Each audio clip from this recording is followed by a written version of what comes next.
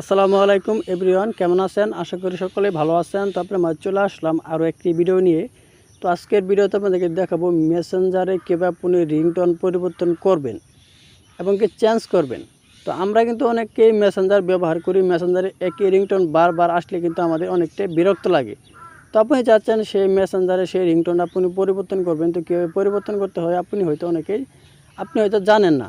তো আজকের এই ছোট্ট একটি ভিডিও দেখিয়ে দেবো কীভাবে আপনি মেসেঞ্জারে রিংটোন পরিবর্তন করবেন এবং কি চেঞ্জ করবেন। তো ভিডিওটাকে স্কিপ করবেন না, স্কিপ না করে পুরো প্রসেসটাই দেখতে থাকুন, তাহলে কিন্তু বুঝতে পারবেন। তো কথা আর বাড়াবো না, এখন চলে যাবো ভিডিওর মূল পর্বে। চলুন ভিডিওটা শুরু করা যাক।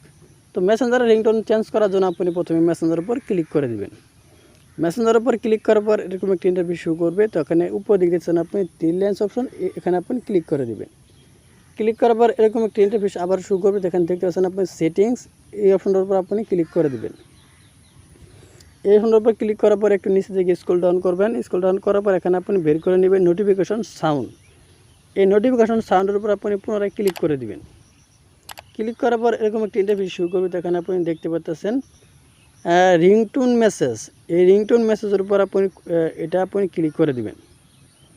রিংটোন মেসেজের উপর ক্লিক করার পর আপনার যে রিংটোনটা সেট করা আছে উপরে কিন্তু সেটা টিকমার্ক দেওয়া থাকবে। তো আপনার এখান থেকে যে রিংটোনটাই ভালো লাগে সেই রিংটোনটা আপনি সিলেক্ট করে নেবেন। তো এখানে আপনি অসংখ্য রিংটোন পেয়ে যাবেন একদম ফ্রিতে। তো এখানে দেখছেন অনেকগুলো রিংটোন কিন্তু এখানে আপনি পেয়ে যাবেন মেসেঞ্জারে। তো আপনি যেটা ভালো লাগে সেটার উপর আপনি ক্লিক করে এখান থেকে টিকমার্ক দিয়ে দেবেন। তো আমার যেমন ধরুন এই রিংটোন আমার পছন্দ হয়েছে, এটাকে আমি সেভ করব। তো এখানে সেভ করে দেন, এটার উপর ক্লিক করে দিলেই এখানে কিন্তু টিকমার্কটা বসে যাবে। বসে যাওয়ার পরে আপনি ব্যাগে ক্লিক করে দিলে কিন্তু এটা অটোমেটিকলি কিন্তু সেভ হয়ে যাবে। তো এরকমভাবে কিন্তু মূলত আপনারা রিংটোনটা চেঞ্জ করতে হয় এবং কি সেভ করতে হয়। তো ভিডিওটা যদি ভালো লাগে অবশ্যই একটি লাইক করবেন, আর প্লিজ চ্যানেলটি সাবস্ক্রাইব করে আমাদের সাথে থাকবেন এরকম ইন্টারেস্টিং ভিডিও সবার আগে পাওয়ার জন্য। তো সবাই ভালো থাকুন, সুস্থ থাকুন, খুদা হাফেজ।